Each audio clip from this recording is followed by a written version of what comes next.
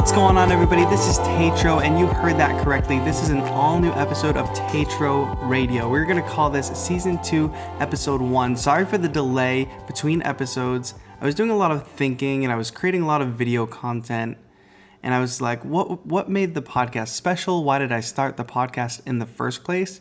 The real answer to that was to bring value to the community, the TAETRO community. You know, we are a community of home studio producers, and we don't always have a network around us geographically, so we've created this community virtually online.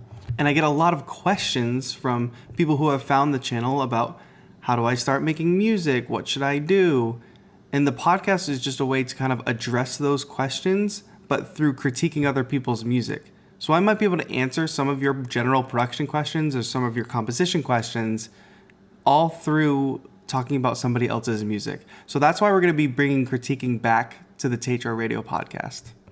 And for those of you who don't know, there is a TAETRO Facebook community. It's a private group that pretty much anybody can join. You just have to go over to facebook.com/TAETRO Music, shoot me a message, and let me know you want to be a part of the community.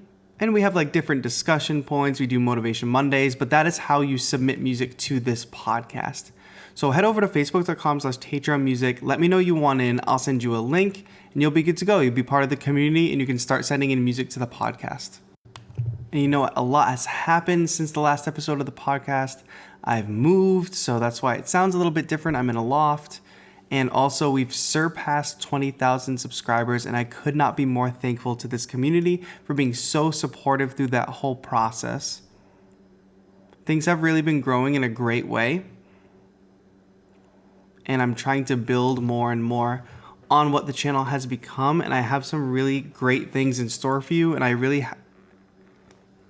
have some really fun things in store, and I already have plans for January 2019. That's going to be a great opportunity to make some content for the channel, but more on that to come.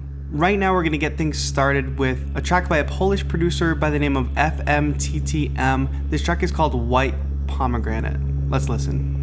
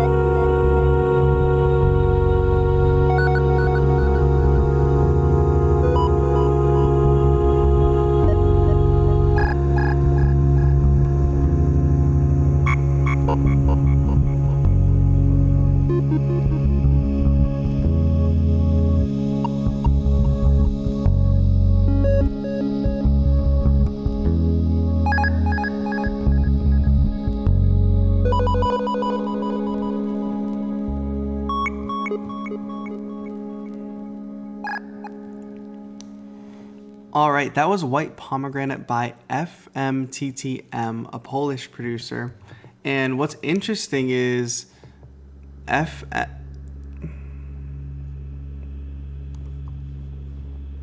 FMTTM sent me two versions of this track. One version did not include the bass line. I chose to include the version with the bass line because I could not have this track any other way. When this track starts building, you kind of get the vibe and you get all these tones slowly fading in, and you almost think that it's going to be a completely ambient track, that these things are just going to keep stacking on top of each other until we reach some pinnacle, and then it will eventually fade out. But that totally changes once that bass line comes in. It changes your idea of the harmony of the track, and it also adds this like movement that I think is really important, because things are sort of evenly fading in at the beginning of the track, which is great. Then things start to get a little less even, and then when that bass line comes in, it's like, okay, this track is gonna have some groove, and that really makes this track for me. This track really reminds me of like a score for a movie, something like the movie Arrival. It also reminds me of the band Sigur. They're an Icelandic band that do a lot of like ambient and then also rock stuff. The guitar player singer also bows his guitar, and that's what a lot of this sounded like to me. I also loved the use of noise and the use of kind of granular type sounds. That was really great in making this track feel super organic. And I love music that does things that are unexpected but fit. So I really wasn't expecting a bass line like this to come in, but when it does, you're like, wow, I would have never imagined that, and it's so unexpected, but it's so great within the track. And I look at this track and I'm thinking, well, it's 5 minutes long. If it's going to be this ambient track, it's going to sort of drag on, and I really don't feel like it does drag on. I feel like this track is the intro to something much bigger. And one of my main critiques is that when a beat finally starts to come in, it's there for such a short amount of time. I mean, sure, we get those like subtle kick drum hits a little bit earlier on, but once a true backbeat comes in, you know, hi-hat and all, it's only there for a very short amount of time, like 8 or 16 bars, and then it's gone forever. So if I'm thinking of this in terms of like an album, or even in terms of like a score, once that beat hits, I want to feel like, okay, this is where the track is going, and then build even more up from there, instead of just dropping that beat in and then having it go away, you know what I mean?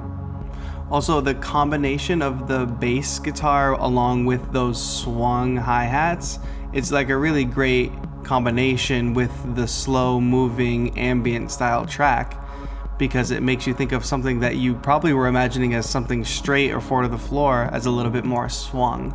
I would have spent a little more time crafting the drum sounds. Right now it sounds, especially the snare sounds a little bit like a stock snare sound. Would have maybe added a little bit of reverb, or even maybe a little like degradation, like using like the Redux tool or using a bit crusher to make it match a little bit more. Right now it sounds very separate. I understand the rhythmic idea and I can get down with it, but the drum kit sound itself sounds very separate than all the other tones.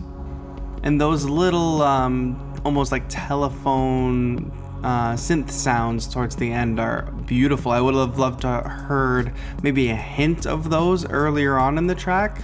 And introducing a new sound in the last maybe 30 seconds of a track is a really interesting move, and is another reason why I thought the track was going to go on even longer, and why I thought it was building to something even more. Like, I would have loved to heard a version of this where after that fade out at the end, there's about a minute of this track going on all cylinders with a beat going, all the tones happening, those little telephone tones. I felt like maybe the full energy of the track might have been not realized. Something to think about. But this would make more sense to me if this piece was part of a whole, you know, maybe an album, and maybe track 2 is really gonna hit me hard, something like that. But overall, I really loved this track. Thank you so much for submitting, FMTTM. This next track is by a producer named Subdope, and it's called I'm Sorry. Let's take a listen.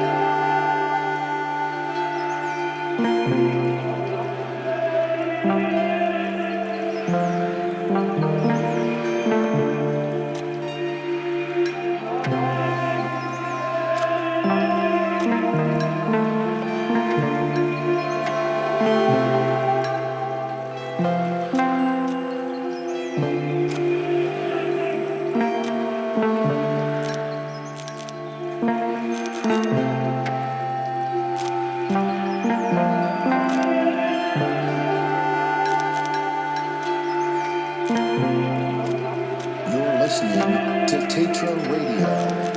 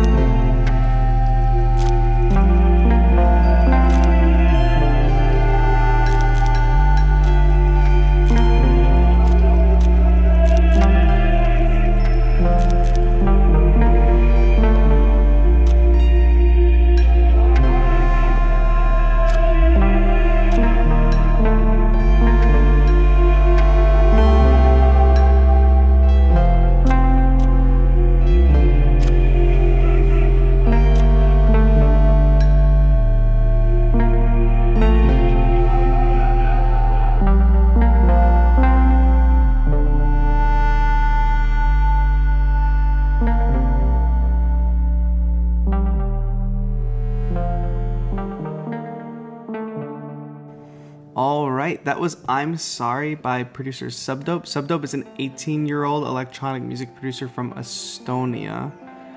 He says he does a lot of ambient stuff mixed with trap elements, which I'm definitely getting the vibe from in this tune. Not so much the trap, but the ambient for sure. I really appreciate the field recordings at the beginning. That's something that I love, and anybody who has followed the channel knows that I love that. and it just like creates this beautiful mood, especially in ambient music like this. When you're listening to ambient music, you want to sort of be transported, and this track definitely succeeds at transporting you into some open field somewhere with running water. I mean, there's distant voices, and those are like represented through this beautiful vocal sample that I don't know if it's reversed, but it's got this lush reverb on it throughout the track, and it just is really beautiful. That's one word that is definitely evoked by this track, is beautiful. And then once the beat comes in, I was really excited because I didn't really recognize a lot of the drum sounds. I mean, I recognized them as samples you probably recorded on your own, but it wasn't like kick, snare, hi-hat, you know, it was something new. And I love that there's some irregularity in some of the sounds that I'm hearing in the track. I'm hearing like almost like a glass being tapped, and then I'm hearing some, you know, the field recordings in themselves are irregular, which gives me something interesting to listen to as the musical elements are sort of flowing in and out of each other. As I listen back to it again, I'm almost thinking of a cave, you know, especially with those drum sounds coming in, and it's almost like the stalactites or the stalagmites, whichever ones hang from the ceiling, are like dripping, and it's creating this rhythmic sound within the cave. So you've definitely succeeded at transporting me while listening to your track. And I almost hear a watch ticking in the background, and I'm wondering if that's sort of symbolic in the track too.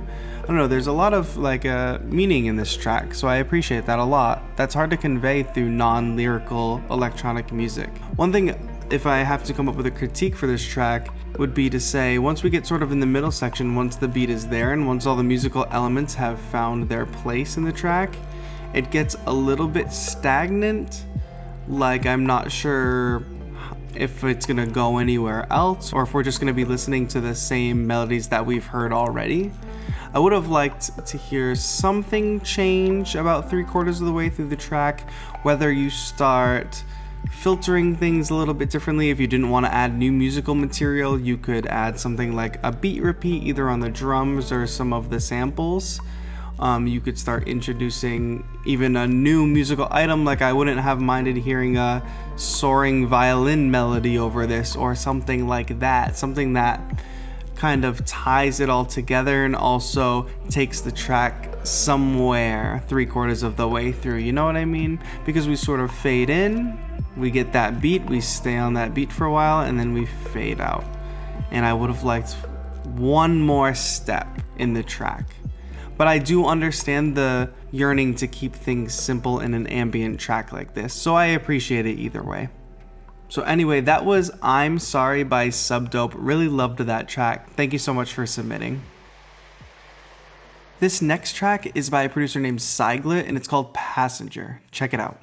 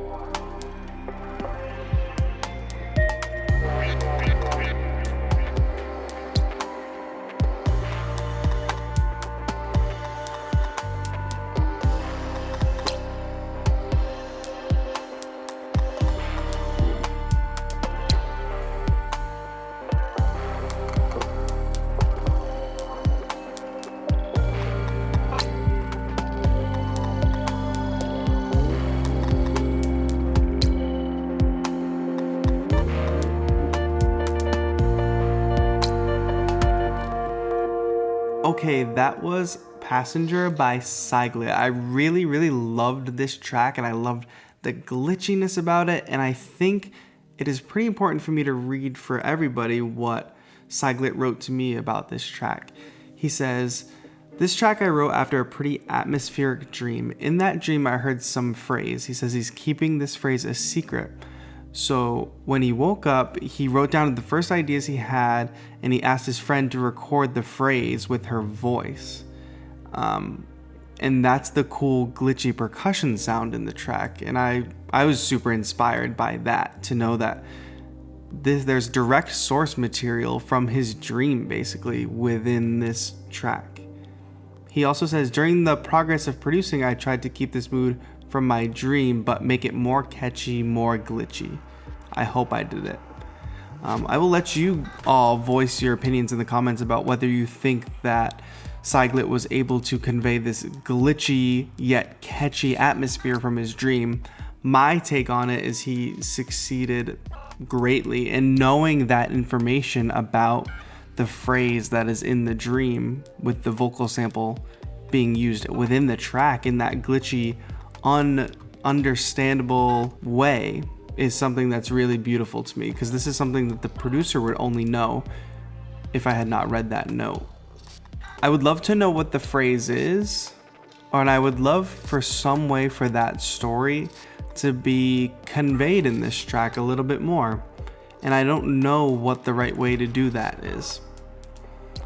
I don't know if there's any way for this track to have some type of spoken word element in it. If you're very bent on keeping the phrase secret, I understand that, but I would even love to have the piece open with that phrase. Something like your friend saying it slowly, or add some reverb to it. But I understand that it might be something personal that you don't want to share with everybody, but I think that would be a cool addition to the piece, that we get to have that similar experience that you had within your dream of hearing the phrase, and then having this atmosphere created from that phrase.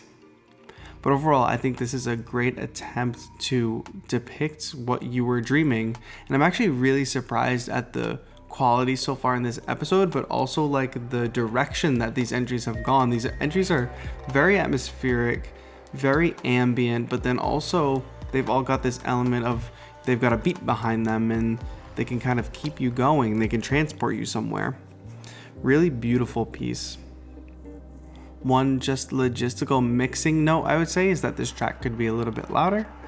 You could throw like a mastering compressor on there, or maybe just bring the levels up a little bit, just because it sits a little bit below the other tracks that I'm getting for the podcast. But that's purely logistical, and things like that aren't really that important to me, but it's a note for you as a producer. You want your tracks to sort of be on par with the other tracks people are listening to, because you don't want people to have to actively turn your music up when they get to your track. That might turn some people off, or they might perceive that as, oh, music isn't as great as what I was just listening to. And that's not true, but that's the subconscious of your listener, you know? But overall, really beautiful take on depicting your dream. I think you nailed it completely. Great work. Okay, our final track is going to take us in a different direction. We're going to kind of go out with a bang here. This track is by Italian producer Farshout. It's called Charlie Charles. Check it out.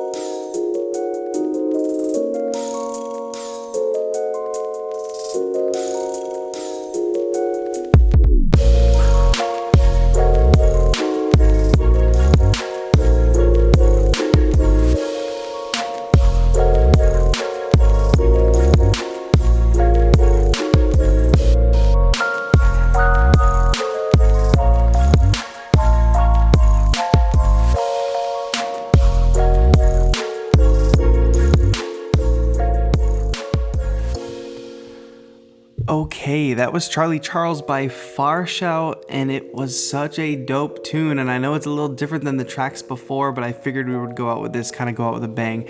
For those of you who don't know, Farshout is actually our community moderator over on the TAETRO Facebook community.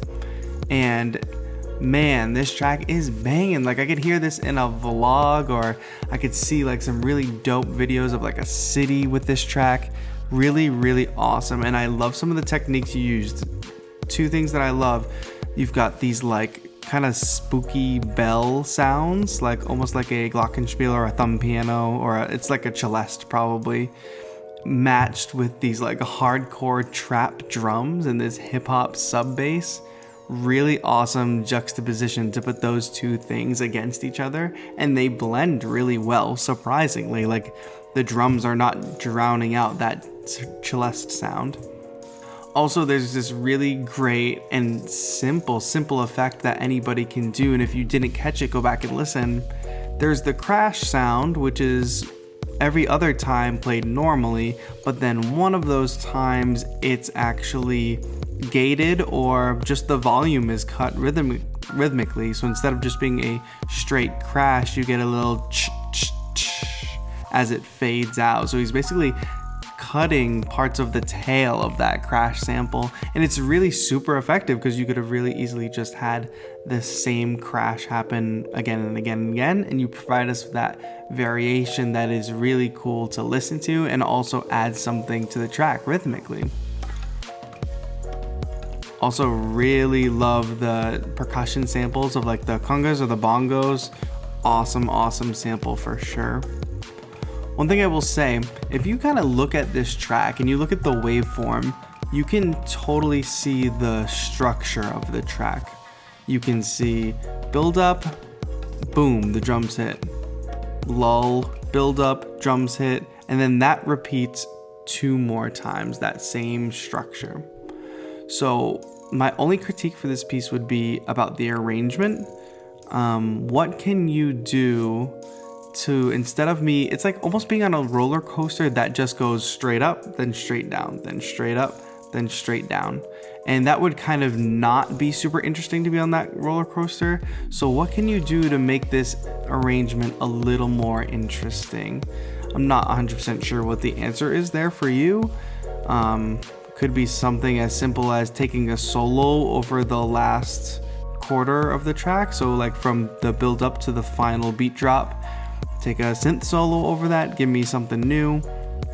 Or it could be also come up with a B section. I mean, you've kind of got an A and a B section. You've got the subtle interlude / build up part, and then you've got the beat drop.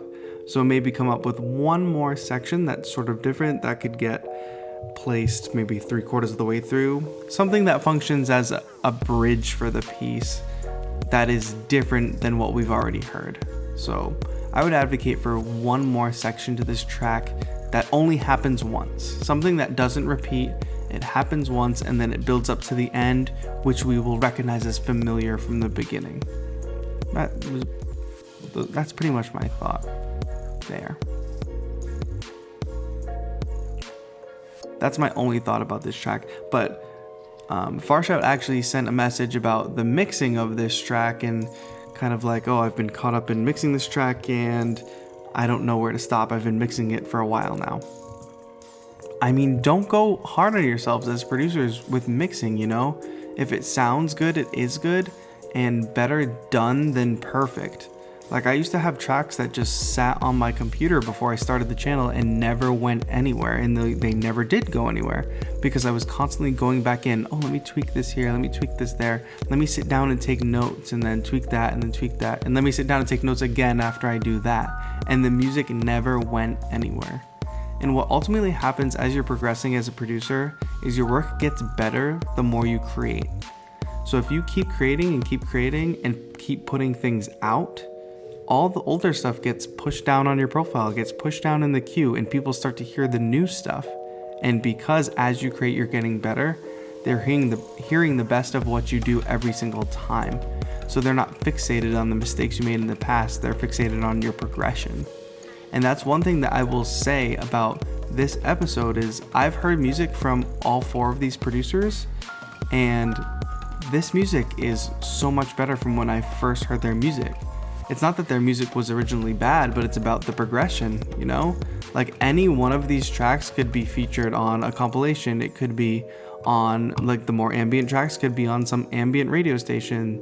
Farshout's track here could be in Casey Neistat's vlog, you know? Like this is all professional quality music for real. And I don't just say that because it's the community. I say it because I'm like proud. I'm proud to be a part of this community. And I'm proud that we are able to progress together. So thank you so much, Farshout, for that track. I just, loved it. It was really powerful. I would love to use it in a vlog one day. That would be really cool. So anyway, in case you forgot, if you want to become a member of the TAETRO Facebook community, it's a closed group, so you got to send me a message to let me know you want in first. So you just go to facebook.com/TAETROmusic, send me a message, say, hey, I want to be in the community.